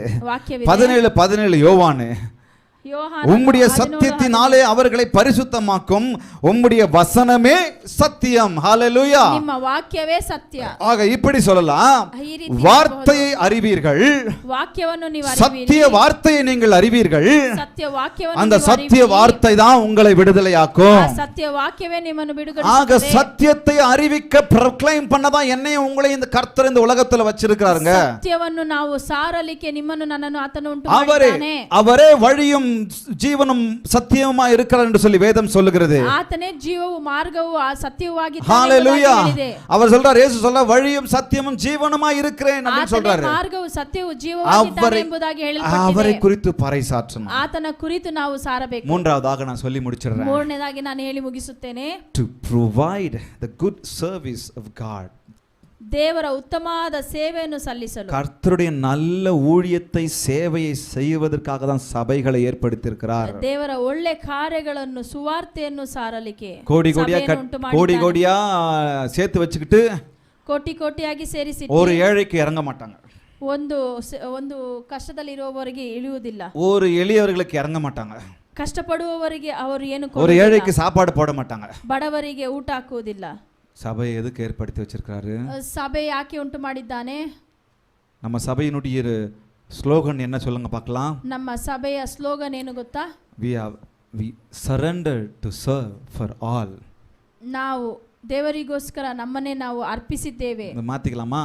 ಅದನ್ನು ನಾವು ಬೇರೆ surrender ಬದಲಾಯಿಸೋಣ. to serve for யாரையெல்லாம் நான் நேசிக்கிறேனோ அவங்களுக்கு மாத்திரம். ಯಾರನ್ನೆಲ್ಲ ನಾನು ಪ್ರೀತಿಸುತ್ತೇನೋ ಅವರಿಗೋಸ್ಕರ ಮಾತ್ರ. surrender to serve என் ஜாதிக்காருக்கு மாத்திரம். ನಾನು ಬರೀ ನನ್ನ ಜಾತಿಯವರಿಗೆ ಮಾತ್ರವೇ. surrender to serve யாரெல்லாம் நல்ல பணக்காரா இருக்காங்களோ அவங்களுக்கு மாத்திரம். ಯಾರೆಲ್ಲ ಸಾಹುಕಾರಿದ್ದಾರೋ ಅವರಿಗೆ ಮಾತ್ರ ನನ್ನನ್ನು ನಾನು. அதுக்கு தான் சபை ஏற்படுத்தி வச்சிருக்காரா? ಅದಕ್ಕೋಸ್ಕರ ನಾನು ಸಭೆಯನ್ನು ಉಂಟು ಮಾಡಿದಾನಾ? இல்லங்க, ಇಲ್ಲ ರೀ, அதுக்கு இல்லங்க சபை.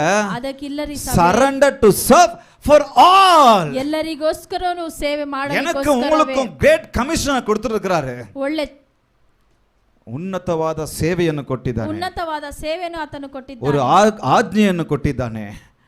ஆಜ್ஞೆಯನ್ನು ಕೊಟ್ಟಿದ್ದಾನೆ. ಆತನ ಒಂದು ಆಜ್ಞೆಯನ್ನು ನಮಗೆ ನಿನಗೆ நீங்க ಕೊಟ್ಟಿದ್ದಾನೆ. என்ன பண்ணுங்க?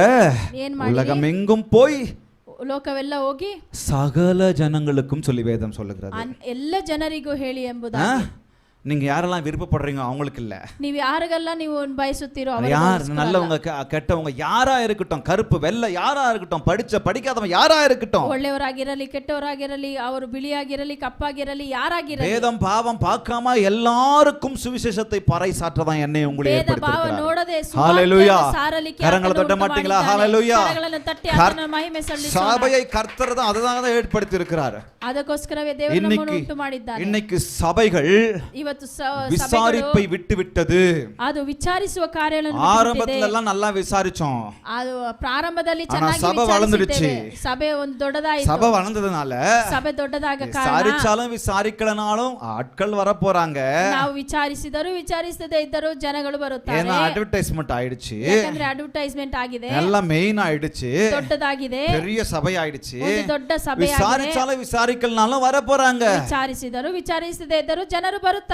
அதனால விசாரிப்பை விட்டுவிட்டது, ಆದ್ದರಿಂದ ವಿಚಾರಿಸುವುದನ್ನು ಬಿಟ್ಟುಬಿಟ್ಟಿದ್ದಾರೆ. மந்தையை மேய்க்க விட்டுவிட்டது, ಅವರ ಕುರುಬರು ಅದನ್ನು ಮೇಯಿಸುವುದನ್ನು மந்தையை நேசிப்பதை விட்டுவிட்டது. ಇದು ಕಾರ್ಯಗಳನ್ನು ಪ್ರೀತಿಸುವುದನ್ನು நான் மட்டும் வாழ்ந்தா போதும், என் பிள்ளைகள் மட்டும் வாழ்ந்தா போதும், இவர்கள் மட்டும் வாழ்ந்தா போதும்னு அப்படி வந்துட்டாங்க இன்னைக்கு நிறைய ನಾನು பேர். ಚೆನ್ನಾಗಿದ್ದರೆ ಸಾಕು, ನನ್ನ ಮಕ್ಕಳು ಚೆನ್ನಾಗಿದ್ದರೆ ಸಾಕು ಎಂಬುದಾಗಿ ಮಾರ್ಪಟ್ಟಿದ್ದಾರೆ. வேத வசனங்கள் இருக்கு, எனக்கு டைம் இல்ல, அதனால நான் அப்படியே சொல்லிட்டு போறேன். ವಾಕ್ಯಗಳಿದೆ, ನಾನು ಹೇಳಲಿಕ್ಕೆ சபையிலே ಸಭೆಯಲ್ಲಿ கர்த்தர் சிலரை ஏற்படுத்தியிருக்கிறார். ಕೆಲವೊಬ್ಬರನ್ನು ಇಟ್ಟಿದ್ದಾನೆ. சிலரை மூப்பர்களாக ஏற்படுத்தியிருக்கிறார். ಕೆಲವೊಬ್ಬರನ್ನು ಹೆಡ್ ಆಗಿ ಇಟ್ಟಿದ್ದಾರೆ. கண்காணிகளை ஏற்படுத்தியிருக்கிறார். ಆತನು ವಿಚಾರಿಸುವವರಾಗಿ ಇಟ್ಟಿದ್ದಾನೆ. ಎಲ್ಡರ್ಸ್ ಅಂಡ್ ಓವರ್ಸೀಸ್ ஏற்படுத்தியிருக்கிறார். ಆತನು ಉಂಟು ಮಾಡಿದ್ದಾನೆ. எதற்காக? ಯಾಕೆ? என்னையும் உங்களையும் நடத்துவதற்காக, ನನ್ನನ್ನು ನಿಮ್ಮನ್ನು ನಡೆಸುವುದಕ್ಕಾಗಿ. ஆக போதகர்களுக்கு, ಆದ್ದರಿಂದ ಬೋಧಕರಿಗೆ வேதம் சொல்லுகிறது, ஆண்டவர் சிலரை சபையிலே, ದೇವರು ಕೆಲವೊಬ್ಬರನ್ನು ಸಭೆಯಲ್ಲಿ, சிலரை ಕೆಲವರನ್ನು அப்போஸ்தலர்களாகவும் ಅಪೊಸ್ತಲರಾಗಿ, தீர்க்கதரிசிகளாகவும், ಪ್ರವಾದನೆಯಾಗಿ, சுவிசேஷகர்களாகவும், ಸುವಾರ್ತೆಯನ್ನು ಸಾರುವವರಾಗಿ, இந்த வார்த்தையை ஆட் பண்றாங்க. ಈ ವಾಕ್ಯವನ್ನು ಆಡ್ ಮಾಡುತ್ತಾರೆ. மேய்ப்பர்களாகவும் போதகர்களாகவும் ஏற்படுத்தியிருக்கிறார். குருபராகியோ போதகராகியோ ஏற்படுத்திட்டானே. ஆக நான் என் சபையை, இந்த நம்ம குடும்பத்தை எப்படி பார்க்கணும் சொன்னா, ಈ ಸಭೆಯನ್ನು ನಮ್ಮ ಕುಟುಂಬವನ್ನು ಯಾವ ರೀತಿ ನೋಡಬೇಕಾದ್ರೆ, ஒரு பாஸ்டருக்கு, ಒಂದು ಪಾಸ್ಟರಿಗೆ மேய்ப்பனின் இருதயம் இருக்கணும். ಕುರುಬನ ಹೃದಯವಿರಬೇಕು. மந்தையை சரியாய் கவனிக்கிற, மேய்க்கிற, பராமரிக்கிற இருதயம் இருக்கணும். ಆತನ ಮಂದೆಯನ್ನು ಕಾಯುವುದನ್ನು ಕಾಪಾಡಿಕೊಳ್ಳುವ ಹೃದಯವು ಅವನಿಗೆ ಇರಬೇಕು. அந்த பிரதான மேய்ப்பன் எப்படி பார்த்தாரு எல்லாரையும்? ಆ ದೊಡ್ಡ ಒಂದು ಕುರುಬನು ಯಾವ ರೀತಿ ನೋಡಿದನು? ஒரு ஆடு தொலைஞ்சு போனா ஓடி போய் தேடி கொண்டு வரல. ಒಂದೇ ಒಂದು ಕುರಿ ಕಳೆದು ಹೋಗಿದ ತಕ್ಷಣ ಹುಡುಕಿ ಹೋಗಲಿಲ್ಲ. கன்சர்ன், அந்த நேசம், அந்த பராமரிப்பு இப்ப இருக்கிற பாஸ்டர்களுக்கும் உங்களுக்கும் எனக்கும் சபை விசுவாசி எல்லாருக்குமே வேணும். ಆ ರೀತಿಯಾದ ಪ್ರೀತಿ, ಆ ರೀತಿಯಾದ ಕನ್ಸರ್ನ್, ಆ ರೀತಿಯಾದ ಹೃದಯವು ಎಲ್ಲ ನಿಮಗೂ ಇವಾಗಿರುವ ಪಾಸ್ಟರ್ಸ್ ಗಳಿಗೆ ಬೇಕಾಗಿದೆ. ஷெப்பர்ட் என்கிறதான வார்த்தை கிரீக்ல என்ன சொல்லி இருக்கிறது? பொய்மன் என்று சொல்லப்பட்டிருக்கிறது. பொய்மன் ಎಂಬ ಕಾರ್ಯ ಗ್ರೀಕ್ ನಲ್ಲಿ ಹೇಳಲ್ಪಟ್ಟಿದೆ. பொய்மன், அந்த பொய்மன் என்று சொன்னால் ஷெப்பர்ட் என்று சொல்லி அர்த்தம். பொய்மன் ಅಂತ ಹೇಳಿದರೆ ಶೆಪರ್ಡ್ ಎಂಬುದಾಗಿ அப்போ ಗ್ರೀಕ್ அதனுடைய இன்னும் ஆழமான அர்த்தம் என்ன என்று சொன்னா, ಇನ್ನು ಅದ ಆಳವಾದ ಅರ್ಥವೇನೆಂದರೆ, நான் என் சபையை, என் குடும்பத்தை, என் சமுதாயத்தை நான் எப்படி பண்ணணும்னு சொன்னா, ನಾನು ನನ್ನ ಸಮುದಾಯವನ್ನು, ನನ್ನ ಕುಟುಂಬವನ್ನು ಯಾವ ರೀತಿ, ಸಭೆಯನ್ನು ಯಾವ ರೀತಿ ಮಾಡಬೇಕಾದರೆ, கண்காணிப்பதற்கும், பராமரிப்பதற்கும், மேய்ப்பதற்கும், விசாரிப்பதற்கும், ஜெபிப்பதற்கும் எனக்கு ஆண்டவர் கட்டளை கொடுத்திருக்கிறாராம். ವಿಚಾರಿಸಲು, ನನ್ನ ಸಭೆಯನ್ನು ನಡೆಸಲು, ನನ್ನ ಸಭೆಯನ್ನು ಪ್ರೀತಿಸಲು, ನನ್ನ ಸಭೆಯನ್ನು ನಡೆಸುವುದಕ್ಕಾಗಿ ಇಟ್ಟಿದ್ದಾನೆ. ಆಪ್ಷನ್ ಇಲ್ಲ, ಆಪ್ಷನ್ ಅಲ್ಲ, ಅದು ಕಂಡೀಷನ್. ಅದು ಒಂದು ಕಂಡೀಷನ್ ಆಗಿದೆ. ಸಭೆயை மேய்ப்பது என் மேல விழுந்த கட்டளை. அது ಸಭೆಯನ್ನು ಮೇಯಿಸುವುದು ನನ್ನ ಮೇಲೆ ಬಿದ್ದಿರುವ ದೊಡ್ಡ ಕಾರ್ಯ. ಇದು ಕಮಾಂಡ್ಮೆಂಟ್ ಆಗ இருக்கிறது. ಅದು ಒಂದು ಕಮಾಂಡ್ಮೆಂಟ್ ಆಗಿದೆ. ஆனா இன்னைக்கு சபைகள், ஊழியர்கள் அப்படி இல்ல, விசுவாசிகள் அப்படி இல்ல. ಇವತ್ತು ಸಭೆಯಲ್ಲಿ ಸೇವಕರು ಆ ರೀತಿ ಇಲ್ಲ. சபைகள், சபை ஊழியர்கள் மேய்ப்பராக இருக்க விரும்புறதில்ல, பாஸ்டரா தெரிஞ்சுக்கணும். ಸೇವಕರು ಆತರ ಕುರುಬರಾಗಿ ಇರುವುದಕ್ಕೆ ಬಯಸುವುದಿಲ್ಲ. விசுவாசிகளை நேசிப்பது கிடையாது, பராமரிப்பது கிடையாது, விசாரிப்பது கிடையாது. ವಿಶ್ವಾಸಿಯನ್ನು ಪ್ರೀತಿಸುವುದಿಲ್ಲ, ಅವರನ್ನು ವಿಚಾರಿಸುವುದಿಲ್ಲ, ಅವರನ್ನು ನಾವು ವಿಚಾರಿಸುವುದೇ ಇಲ್ಲ. நம்ம எங்க ரிலேட்டிவ்ல, ನಮ್ಮ ರಿಲೇಷನ್ ಅಲ್ಲಿ ஒரு சர்ச், குறிப்பிட்ட சர்ச்சுக்கு போயிட்டு இருந்தாங்க. ಒಂದು ಸಭೆಗೆ ಹೋಗುತ್ತಿದ್ದರು. இவ்வளவு வருஷ கணக்குல போயிட்டு இருந்தாங்க. ಎಷ್ಟು ವರ್ಷ ಕಾಲ ಹೋಗುತ್ತಿದ್ದರು. ಕಾಲಗಳು வருஷ கணக்குல போயிட்டு இருந்தவங்க ಎಷ್ಟೋ ವರ್ಷ ಕಾಲಗಳಲ್ಲಿ திடீர்னு ஆக்சிடென்ட் ஆயிடுச்சு. ಒಂದು ಆಕ್ಸಿಡೆಂಟ್ ಆಯ್ತು. இத்தனைக்கு ஊழியத்துல இருந்தாங்க. ಇಷ್ಟಕ್ಕೂ ಅವರು ಸೇವೆಯಲ್ಲಿ அவங்க ஊழியத்துல இருக்கவங்களுக்கு ஃபோன் பண்ணி ஆக்சிடென்ட் ஆயிடுச்சு, ஒரு மாசம் வர முடியாதுன்னு சொன்னதுக்கு ಅವರು ಒಂದು ತಿಂಗಳು ನಾವು ಸೇವೆ ಮಾಡೋಕೆ ಬರೋಕ್ಕಾಗಲ್ಲ, ಆಕ್ಸಿಡೆಂಟ್ ಆಗಿದೆ ಅಂತ சாதாரணமா நீங்களும் நானுமா இருந்தாவ என்ன சொல்லிருப்போம், ஐயோ ஆச்சா அப்படி ஆச்சா என்ன நடந்துச்சு கேட்போமா? ಸಾಧಾರಣವಾಗಿ ನೀವಾಗಿರ್ಲಿ ನಾನಾಗಿರ್ಲಿ ಆ ಜಾಗದಲ್ಲಿ ಇದ್ದರೆ ಏನ್ ಕೇಳ್ತಿದ್ವಿ, ಹೇಗಿದ್ದೀರಾ ಅಂತ ಕೇಳ್ತಾ ಇದ್ವಿ. கேட்டிருப்பீங்களா? ಕೇಳ್ತಿದ್ರಾ? எங்கங்க என் கதையா சோக கதை ಎಲ್ಲಿರಿ ನನ್ನ ಕಥೆ கேட்டிருப்பீங்களா இல்லையா? மனசாட்சியோட கேட்டிருப்போம்ல. ಮನಸಾಕ್ಷಿಯಿಂದ ನಾವು ಕೇಳ್ತೀವಿ. ஒரு வார்த்தை கேட்கலையா சபை? ಒಂದು ಮಾತು ಕೇಳಲಿಲ್ಲ ಆ ಸಭೆ. ஆமாவா அப்படின்னு வச்சிட்டாங்க. ಹೌದಾ ಅಂತ ಹೇಳಿ ಇಟ್ಬಿಟ್ಟಿದ್ದಾರೆ. எங்க போகுது சபை இன்னைக்கு? ಎಲ್ಲಿದೆ ಸಭೆ ಇವಾಗ? சபை எதற்கு ஏற்படுத்தியிருக்கிறார்? ಒಂದು ಸಭೆ ಯಾಕೆ ಉಂಟು ಮಾಡಿದ್ದಾನೆ?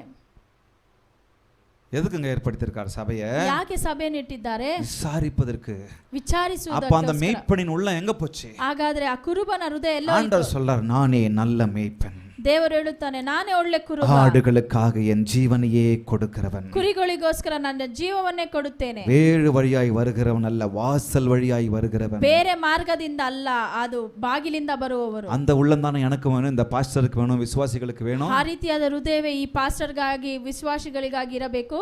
புரியுதுங்களா உங்களுக்கு? ಅರ್ಥವಾಗ್ತಿದೆಯಾ? மேய்ப்பனின் இருதயம் வேணும். ಆ ಕುರುಬನ ಹೃದಯ ಬೇಕು. சபையை நடத்துவது, பராமரிப்பது, விசாரிப்பது அது கட்டளை, எனக்கு கர்த்தர் கொடுத்திருக்கிற கட்டளை. அப்படி நான் செய்யலனா கர்த்தருக்கு விரோதமாய் நான் பாவம் செய்கிறேன். ಸಭೆಯನ್ನು ನಡೆಸುವುದು, ಸಭೆಯನ್ನು ವಿಚಾರಿಸುವುದು ಒಂದು ಕುರುಬನ ಅದು ಕಟ್ಟಳೆಯಾಗಿದೆ. ಆ ದೇವರು ಕೊಟ್ಟಿರುವ ಒಂದು ದೊಡ್ಡ ಕಟ್ಟಳೆಯಾಗಿದೆ. அது மாத்திரமல்ல, ಅದು ಮಾತ್ರವಲ್ಲ, எதற்காக கர்த்தர் சபை ஏற்படுத்தியிருக்கிறார், ಯಾವುದಕ್ಕೋಸ್ಕರ ಸಭೆಯನ್ನು ಉಂಟು ಮಾಡಿದ್ದಾನೆ ದೇವರು? மூன்றாவது காரியத்திலே இரண்டாவது விஷயம், ಮೂರನೇ ಕಾರ್ಯದಲ್ಲಿ ಎರಡನೇ ವಿಷಯ, prayer for the needy. ಪ್ರಾರ್ಥನೆಯನ್ನು ಕೊಡುವುದಕ್ಕೋಸ್ಕರವೇ. சபை உங்களில் ஒருவன் வியாதிப்பட்டால் ನಿಮ್ಮಲ್ಲಿ ಒಬ್ಬರು ಯಾರಾದರೂ அவன் சபையின் மூப்பர்களை அழைப்பானாக. யாரை அழைக்கணும்? ಸಭೆಯಲ್ಲಿರುವ ದೊಡ್ಡವರನ್ನು ಕರೆಯಬೇಕು. அப்ப சபை எதுக்குங்க? ಸಭೆ ಯಾಕೆ? பக்கத்துல பார்த்து சொல்லுங்க, நீங்க எதுக்குங்க? ಪಕ್ಕದಲ್ಲಿ ನೋಡಿ, ಅಲ್ಲಿ ನೀವು ಯಾಕೆ? யாராவது உடம்பு சரியில்லைனா, ಯಾರಿಗಾದ್ರೂ ಹುಷಾರಿಲ್ಲವೆಂದರೆ, தேவையுள்ள இருக்காங்கன்னா, ಯಾರಿಗಾದ್ರೂ ನೀಡಿ ಆಗಿದ್ದಾರೆ, வியாதிஸ்தர்கள் இருந்தாங்கன்னா, ರೋಗದಲ್ಲಿದ್ದಾರೆ, ஆமாவா சரி இருந்துட்டு ಹೌದಾ ಅಂತ ಹೇಳಿ ಹೋಗೋದ, அப்படி சொல்லி போய் தூங்கிட்டு சாப்பிட்டு தூங்குறதுக்கு இல்ல. ಆ ರೀತಿ ಹೇಳ್ಬಿಟ್ಟು ಹೋಗಿ ನಿದ್ದೆ ಮಾಡೋದಕ್ಕಲ್ಲ.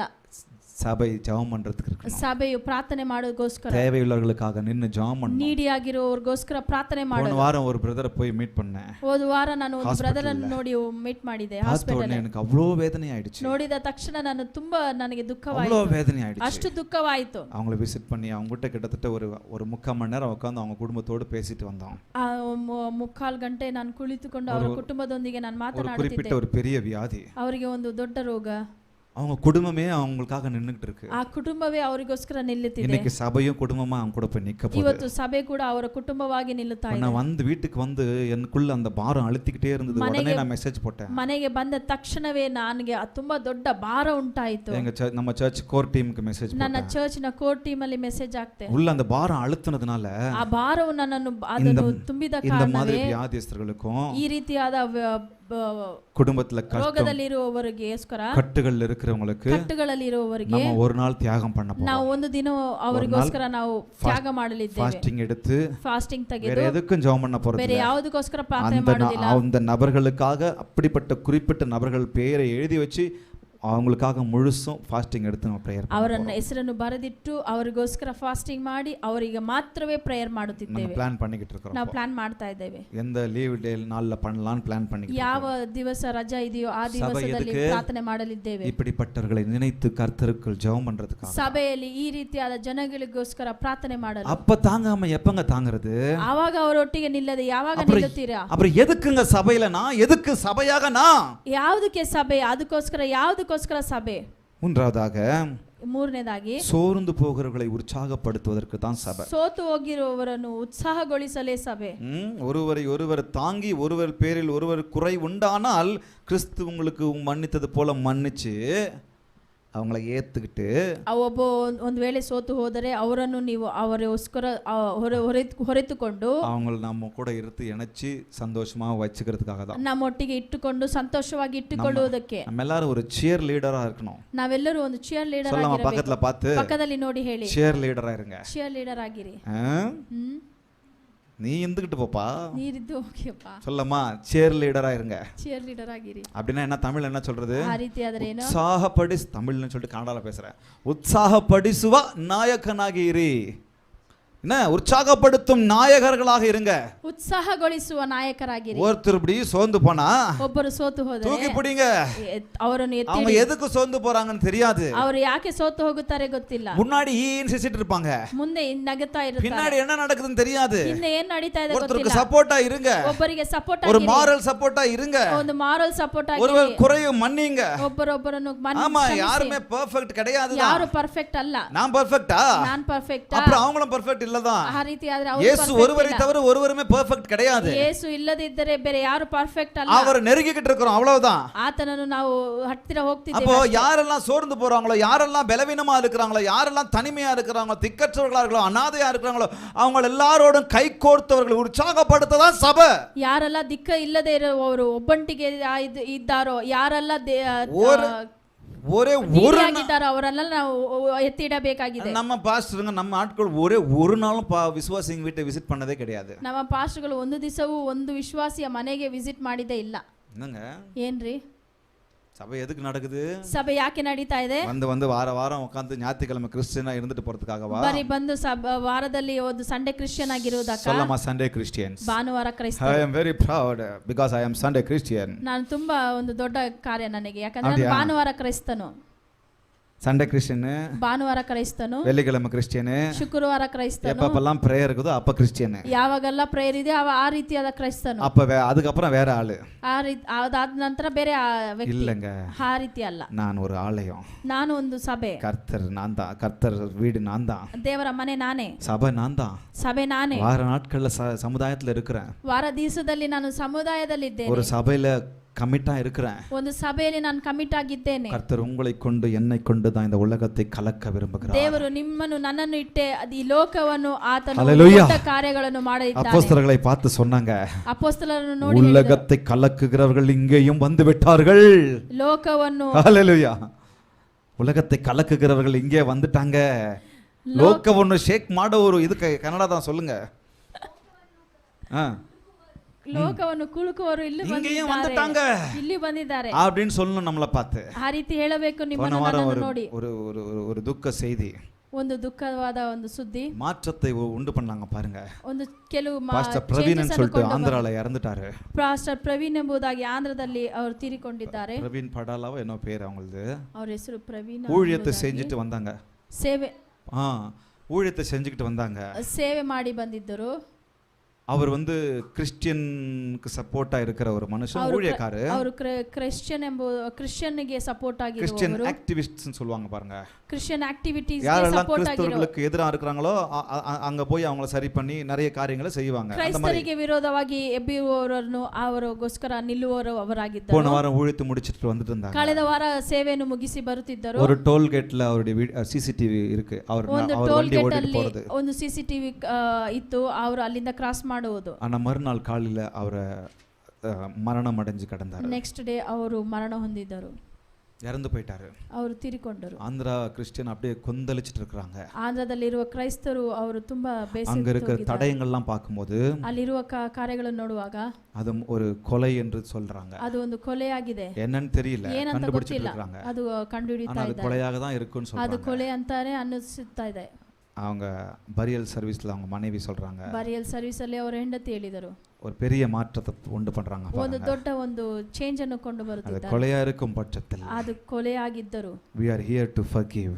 ನಾವು ಅವರನ್ನು ಕ್ಷಮಿಸುವವರಾಗಿದ್ದೇವೆ. நான் பழி வாங்க போறதில்ல, ನಾನು ಅವರಿಗೋಸ್ಕರ ಏನು ಮಾಡಲಿಲ್ಲ, அவங்கள நான் பழி வாங்க போறதில்ல, ನಾನು ಅವರಿಗೋಸ್ಕರ ಆ ಕಾರ್ಯಗಳನ್ನು என் ஹஸ்பண்டும் ரிவெஞ்ச் எடுக்கிற ஆள் கிடையாது, ನನ್ನ ಹಸ್ಬೆಂಡ್ ರಿವೆಂಜ್ ತೆಗೆಯುವುದಿಲ್ಲ, என் கடவுளும் பழி வாங்குற கடவுள் கிடையாது, ನನ್ನ ದೇವರು ರಿವೆಂಜ್ ತಗೊಳ್ಳುವ ದೇವರು, நான் அவங்கள மன்னிக்கிறேன், ನಾನು ಅವರನ್ನು ಕ್ಷಮಿಸುತ್ತೇನೆ, அவர் விட்டு போன ஊழியத்தை நான் செய்யறேன், ಅವರು ಬಿಟ್ಟು ಹೋಗಿರುವ ಸೇವೆಯನ್ನು ನಾನು ಮಾಡುತ್ತೇನೆ. ಮಾಡುತ್ತೇನೆ. இதுதாங்க சாட்சி. ಇದೇ ಸಾಕ್ಷಿ. இதுக்கு தான் சபையை வச்சிருக்காங்க. ಇದಕ್ಕೋಸ್ಕರನೇ ಸಭೆ சமுதாயத்திலே உலகத்திலே ஒரு சபையை கொண்டு ஒரு பெரிய மாற்றத்தை ಸಮುದಾಯದಲ್ಲಿ ಒಂದು ಸಭೆಯನ್ನು ಇಟ್ಟು ಒಂದು ದೊಡ್ಡ ಕಾರ್ಯವನ್ನು ಮಾಡಲಿಕ್ಕೆ. அவர் அவ்வளோ அன்னைக்கு அப்படி நடக்குமானே தெரியாது. ஆனா அவர் மறாத நாள் இறந்துட்டாரு.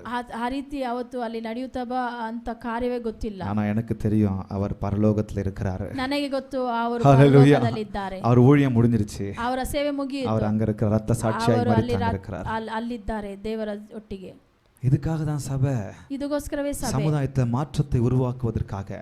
ದೇವರ ಸಭೆ ಎಂಬುದು ಸಮುದಾಯದಲ್ಲಿ ಒಂದು ದೊಡ್ಡ ಚೇಂಜ್ ಅನ್ನು ಕೊಂಡು ಬರಲಿಕ್ಕೆ. ನಾನು ನೀವು ಇನ್ನைக்கு என்ன பண்றோம்? ಇವತ್ತು ನಾನು ನೀವೇನು ಮಾಡ್ತಿದ್ದೇವೆ? ಸಭೆಯಲ್ಲಿ ஊழியத்துக்கு ஒப்புக்கொடுங்கன்னு சொன்னா, ಸಭೆಯಲ್ಲಿ ಬಂದು ನೀವು ಸಭೆಯಲ್ಲಿ எதனா ஒரு ஊழியம் செய்யுங்கன்னு சொன்னா ಕೇಳಿದರೆ சண்டே மட்டும் வந்துட்டு போறோம் பிரதர். ಸಂಡೇ ಮಾತ್ರ ಬಂದು ಹೋಗುತ್ತೇನೆ ಬ್ರದರ್. அதுவே பெரிய கஷ்டம். ಅದೇ ದೊಡ್ಡ ಕಷ್ಟ. எனக்கு ஏன் வேலை நிறைய இருக்கு. ನನಗೆ ನನ್ನ ಕೆಲಸ ದೊಡ್ಡವಾಗಿದೆ. அது இருக்கு இது இருக்கு பலவீனம் இருக்கு. ಅದಿದೆ ಇದಿದೆ ನನಗೆ ಬಲಹೀನತೆ ಇದೆ. Praise the Lord. Praise the Lord. அப்படியே இருங்க. ಆ ರೀತಿಯೇ ಇರಿ. அப்படியே இருக்கலாம். ಆ ರೀತಿಯೇ ಇರಿ. கர்த்தர் விட்டு போன ஊழியத்துல ஒரு பங்கு எடுத்து செய்யலாமே. ದೇವರು ಬಿಟ್ಟು ಹೋಗಿರುವ ಸೇವೆಯನ್ನು ಒಂದು ಭಾಗವನ್ನು ನಾವು ತೆಗೆದು ಮಾಡೋಣ. ಕಾಣಿಕೆ ದಶಮ ಭಾಗ போட்டா மட்டும் போதுமா? ಬರೀ ಕಾಣಿಕೆ ದಶಮ ಭಾಗವನ್ನು ಹಾಕಿದರೆ கர்த்தருக்காக ஏதாவது செய்யறதுக்கு வரக்கூடாதா? ದೇವರು ಬಿಟ್ಟಿರುವ ಕಾರ್ಯವನ್ನು ಮಾಡಬಾರದಾ? ஒரு பாட்டு பாடுவாங்க. ಒಂದು ಹಾಡನ್ನು ಹಾಡುತ್ತಾರೆ. நம்ம இந்த மாதிரி எல்லாம் செஞ்சோம்னா ನಾವು ಈ ರೀತಿ அழகாய் நிற்கும் யார் இவர்கள், திரளாய் நிற்கும் யார் இவர்கள், சேனை தலைவராம் இயேசுவின் போர்க்காலத்தில் அழகாய் நிற்கும் யார் இவர்கள். அவருக்காக ஊழியம் செய்யறவங்கள பார்த்து பாடுவாங்க. ಅವರಿಗೋಸ್ಕರ ಸೇವೆ ಮಾಡುವವರನ್ನು ನೋಡಿ ಹೇಳುತ್ತಾರೆ, ಸುಂದರವಾಗಿ ನಿಂತಿರುವವರು ಯಾರು ಇವರು? ஊழியத்துக்கு ஒப்பு கொடுங்க. ಸೇವೆಗಾಗಿ ಒಪ್ಪಿಕೊಡಿ. ಸೇವೆಗೆ ಒಪ್ಪು ಕೊಡುங்க. ಸೇವೆಗೋಸ್ಕರ ನಿಮ್ಮನ್ನು ನೀವು ಒಪ್ಪಿಸಿಕೊಡಿ. ஏதாவது இருக்கா ஊழியம் நான் செய்றேன். ಪಾಸ್ಟರ್ ಏನಾದರೂ ಸೇವೆ ಇದೆಯಾ ಹೇಳಿ, ನಾನು ಮಾಡುತ್ತೇನೆ. ಫೋನ್ பண்ணி யாருக்காவது பிரேயர் பண்ணணுமா சொல்லுங்க பாஸ்டர். ಫೋನ್ ಮಾಡಿ ಯಾರಿಗೋಸ್ಕರ ಪ್ರಾರ್ಥನೆ ಮಾಡಬೇಕಾ ಕೇಳಿ. குடும்ப ஜெபத்துல ஜெபம் பண்றேன். ನಾನು ನನ್ನ ಕುಟುಂಬ ಜಪ இந்த பக்கம் போகும்போது சர்ச் ஓபனா இருக்கா பாஸ்டர், நான் வந்து பிரேயர் பண்ணிட்டு போறேன். ಈ ಬಳಿ ಹೋಗುವಾಗ ನೀವು ಚರ್ಚ್ ಓಪನ್ ಇದ್ದರೆ ನಾನು ಬಂದು ಮಾತನಾಡಿ ಹೋಗ್ತೇನೆ. அந்த அன்பு ஆண்டவர் ಹೇಳಬೇಕು. மேல அந்த ஆண்டவர் சபைக்காக ஒரு வைராக்கியம் இருந்துச்சுன்னா செய்வோம். ದೇವರ ಮೇಲೆ ಪ್ರೀತಿ, ದೇವರ ಮೇಲೆ ಆಸಕ್ತಿ ಇದ್ದರೆ ಈ ಕಾರ್ಯಗಳನ್ನು ನಾವು ಮಾಡುತ್ತೇವೆ. சண்டே கிறிஸ்டியன் தான். ಇಲ್ಲವಿದ್ದರೆ ಭಾನುವಾರ ಕ್ರೈಸ್ತರು அவ்வளவுதான். ಅಷ್ಟೇ. ஞாயிற்றுக்கிழமை கிறிஸ்துவனா இருக்கக்கூடாது. ஒப்பு கொடுக்கலாமா?